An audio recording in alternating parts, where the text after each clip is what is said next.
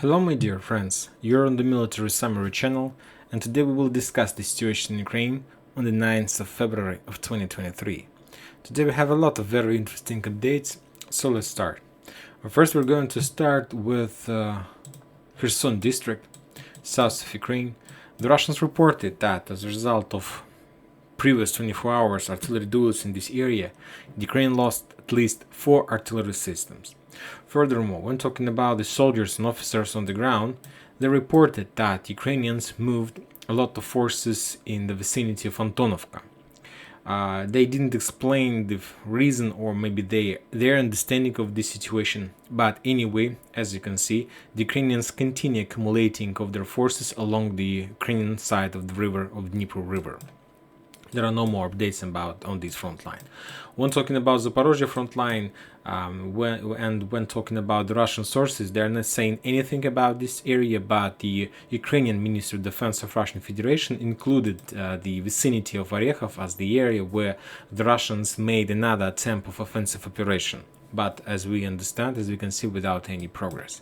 When talking about South Donetsk area, there are a lot of interesting updates from this bridgehead, from this front line. The Russians are saying that during the previous 24 hours they were attacking the Ukrainian forces, the Ukrainian 35th Brigade, 1st Tank Brigade, and 72nd Mechanized Brigade in the vicinity of towns Ugledar and Vodyane, these two towns. There is another town by the name of Vodyane in Donetsk front line, but the Ministry of Defense of Russian Federation we're talking about this Vodyane, this one. As a result of those attacks, of those clashes in this area, the Ukrainians lost around 85 soldiers, 6 armored vehicles, and 4 artillery systems. 1 Stab-B Govitzer, another Gvozdika, and 1 D-20 and D-30 Govitzers as well. Furthermore, the Russians reported that as a result of artillery duels or maybe offensive operation, the Ukrainians lost another ammo depot in this area. When talking about the Russian sources map, as you can see, there are no changes in this area. Everything as it used to be, as it was yesterday and the day before yesterday. But when talking about the Western sources map, today this map has been updated and now they're showing a very interesting picture. As you can see, according to this map, the Russians have developed their bridgehead on the west side of Ugledar in direction of Bogoyavlenka. And the reason is why this map was updated this way is the reports of Ministry of Defense of Ukraine. The thing is that during the previous week, maybe around 4 or few days in a row, the Ukrainian Ministry of Defense reported that they managed to repulse the attacks in direction of Bogoyavlenka and in direction of Prichistovka. So this is the reason why the Western sources map have been updated, because of those updates that the Russians attack Prichistovka or in direction of Prichistovka and in direction of Bogoyavlenka. I'm not saying that this is 100% sure information, but anyway, I believe that if the Russians were able to attack in direction of Bogoyavlenka, that means that they control the bridgehead that's located on the west of Ugledar. Furthermore, this week the Western sources published video and photo confirmation of destroyed Russian convoys and column in the vicinity of Ugledar. They calculated around 31 units, that tanks, armored vehicles that were destroyed during the first attempts of offensive operation of storming of Ugledar. But now let's discuss this bridgehead one more time. First of all, let's update this map according to the situation we have, because when talking about the Russian source map, as you can see, towns like Nikolskoye, Vladimirovka, and this bridgehead is under Russian control. Furthermore, when talking about deployment map, they're showing the same thing, that the Russians control Nikolskoye, Vladimirovka, and so on. And when talking the Institute of Study of War, they're showing the same picture. Solotka, Vladimirovka, Nikolskoye are under Russian control. So let's update this map, because I believe that there is no doubt that the Russians control this area, and this is the real picture on when talking about Ugledar frontline, Ugledar bridgehead.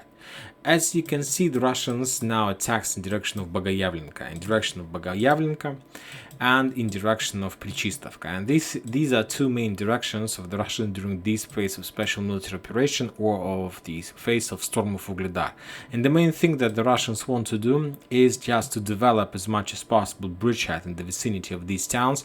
I don't think, and I'm not sure that the Russians are able to storm and to take control over Bogoyavlenka, but at least at this stage they are able to block this town.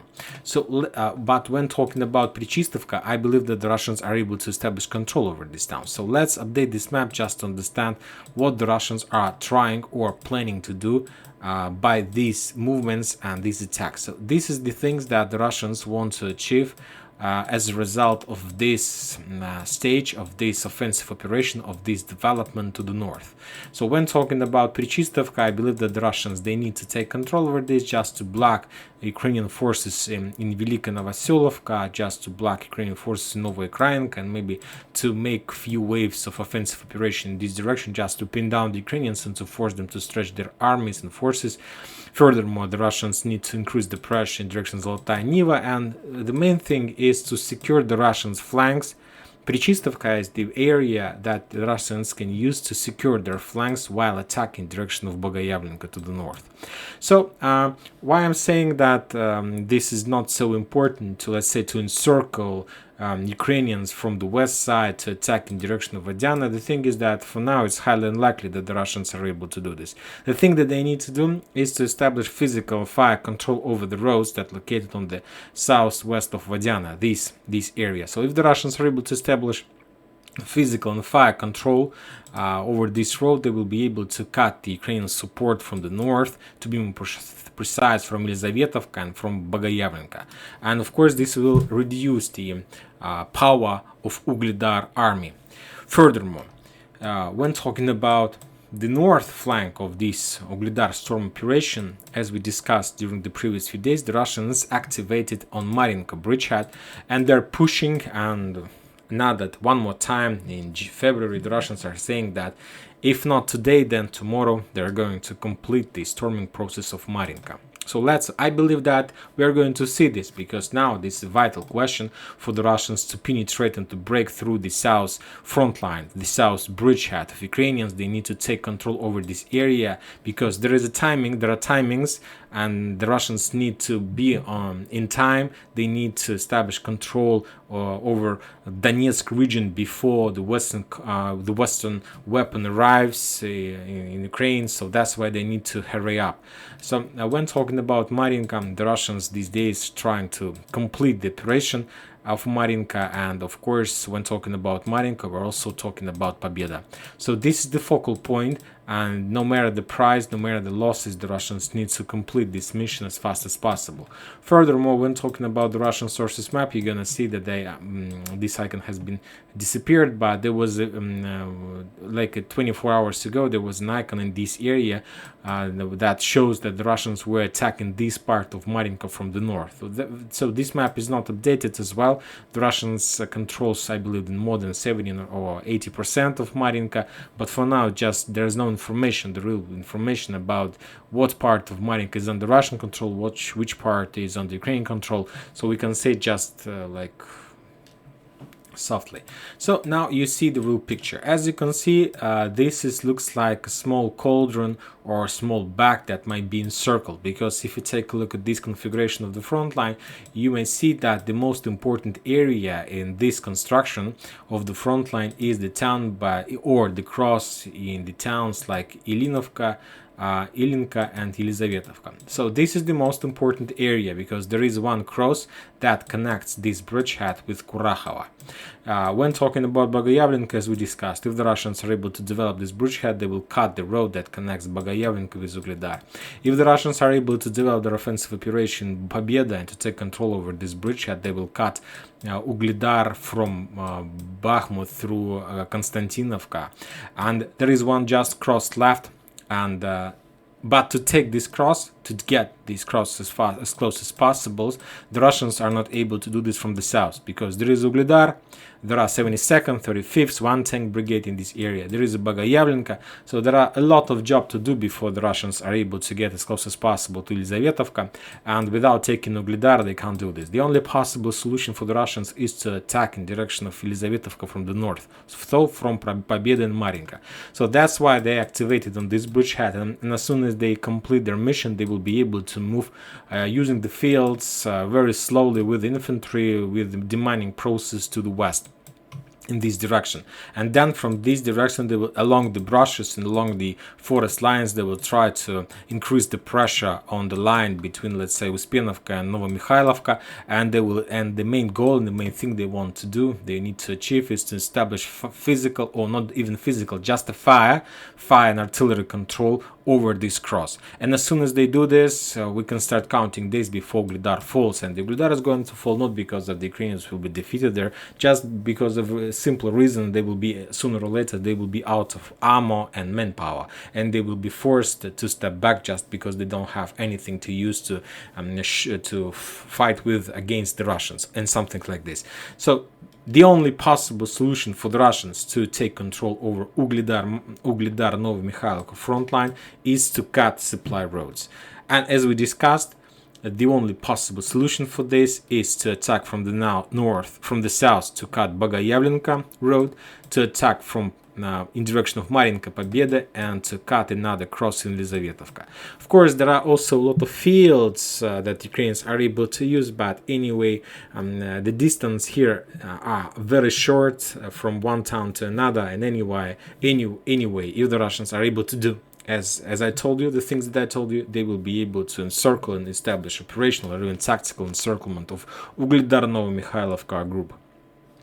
This is a very interesting update, and the most important that the Russian sources map don't show this update. As you can see, any single map, let's say the deployment map and the Institute of Study of War, they're not showing this update, so they're not confirming this.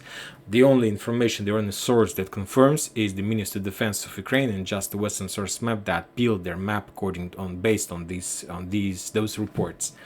Now, when talking about South Donetsk area, the Russians reported that as a result of clashes during the previous 24 hours, Ukraine lost around 85 soldiers, 6 armored vehicles, and 4 artillery systems.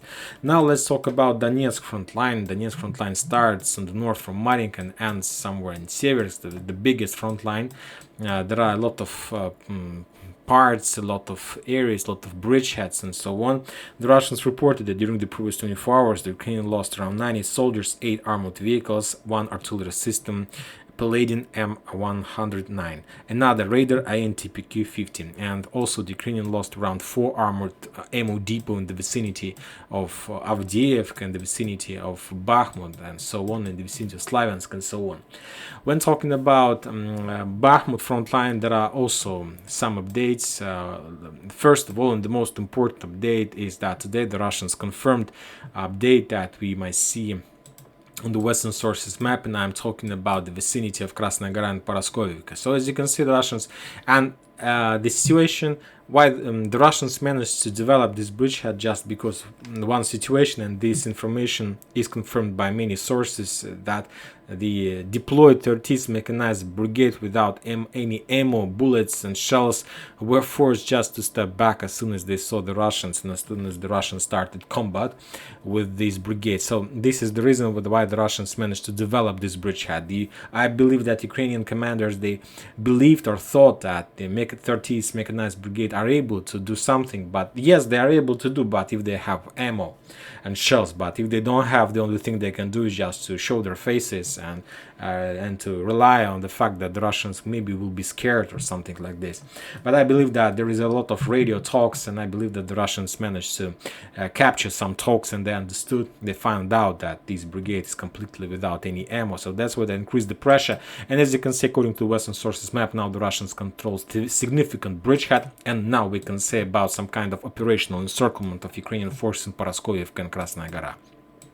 Furthermore, when talking about today, this morning, started, that the Russians reported that as a result of clashes, as a result of this penetration and so on, the Ukrainian forces from Paraskovivka and Krasnaya Gora took a decision to step back, and now they're trying to redeploy their forces from this area in direction of Berkhovka. So I believe that if this information is true, if this information is not some kind of speculation, and when talking about this configuration of the front line, I believe that that was real information. I believe that within the next few days the Ukrainians will take a decision to leave the bridgehead in Paraskovivka and Krasnaya Gora, because this is a real encirclement. It's very difficult to hold this position. It's just a suicide operation to hold this area. The only possible reason why the Ukrainians may take a decision to hold this area is just an order of commanders, that they don't care about the lives of soldiers, and they will just give them an order to stand till the last Ukrainian, just on one purpose, to win the time. So this is the only solution. This is the only reason why the Ukrainians can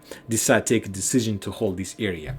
Anyway, when talking about the Russians, of course, the next few days they will try to, if there is still problems with 30th Mechanized Brigade in Zalizniansk, within the next few days they will try to establish control of this village, and then they will try to get on the border of this road TMO3, and they will try to complete the encirclement process of Krasnaya Gora Paraskovivka, and then we can say about operational encirclement of Bakhmut. So within the next few days the Russians will try to develop this bridgehead and to take control over this blue cloud, and after that they're going to be a completely different story about the battle for Bakhmut. When talking about the south areas, you can see there are also three icons of AK-47 in direction on the east side, in direction of Ivanovsk, on the west side, in direction of Chasov Yar. And today, when talking about the report of Ministry of Defense of Ukraine, today they included Chasov Yar as a town where the Ukrainians managed to repulse the offensive operation from the Russian side. So that means that the Russians do have significant bridgehead in this area, and the most important thing, that if the Russians were attacking Chasov Yar exactly in this direction that I'm trying to show you right now, so in this direction, that means that according to the Institute of Study of War, according to this map, that means that the Russians established control over the highest hill in this area, over 256 meters, and they were storming the 251 meters. So they are almost like established control over these hills, and if the Russians are able to do this, believe me, it will be very difficult to hold Chasov Yar for a very long time. Maybe that was some kind of pin down operation, just to pin down the Ukrainians and not to allow them to be flexible and mobile while the Russians were attacking direction of Ivanovska. Anyway, if the Russians are able to, let's say, to establish bridgehead over, let's mark this area as like this, then the Ukrainians will be forced not even to step back. They will be forced to run from Ivanovska, and the thing is that the only way to run is Bakhmut. So the Ukrainians will be forced to move their garrison in direction of Bakhmut, and maybe then they will redeploy this garrison through this road in direction of this small village or Black Canal. Who knows? But anyway, within the next few days, I believe the story of this bridgehead will be solved, and we are going to see a completely different story of Bakhmut. But the thing is that when talking about Bakhmut, the Russian sources and the Ukrainian sources are saying that there are around just 10,000 soldiers in this town left. Ukraine left.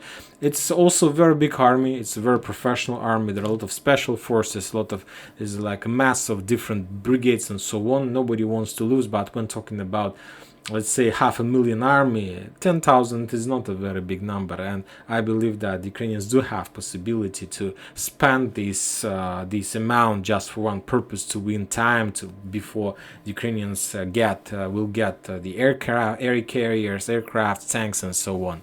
When talking about the north, the Western source map was updated as well. As you can see, according to this map, now the Russians have the bridgehead on the north side of river Vasikovka, and today the Ministry of Defense of Ukraine reported they managed to repulse the attack in the area in the vicinity in direction of Fyodorovka. So that means that the Russians continue pressing and continue movements in direction of Severs. But the most important update when talking about this front line is the area in the vicinity of Berestova. As you can see, the Ukrainian Ministry of Defense included a town by the name of Vyivka also in their report, saying that they managed to repulse the attack in direction of Vyimka.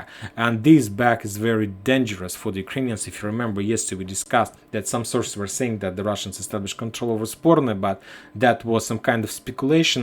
Now we understand the real picture, and I believe that this picture corresponds to the reality. And I believe that anyway the Ukrainians will be forced to step back from Sporne in direction of Ivano-Darivka, and they will try to short the front line in this area and to protect somewhere on this line.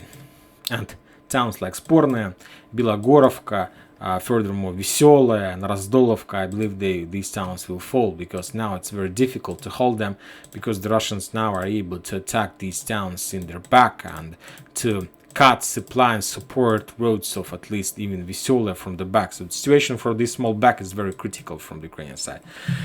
When talking about Liman area, the Russians reported that during the previous 24 hours they attacked 116th Territory Defense, 92nd Mechanized Brigade, 81st Air Assault Brigade, 95th Air Assault Brigade as well, and the towns like Raigorodok, Yampolovka, Stelmachovka, Dibrova. So Serebryanka, this forest, Dibrova, Yampolovka, this town, then Stelmachovka that located on the north, this one Stelmachovka.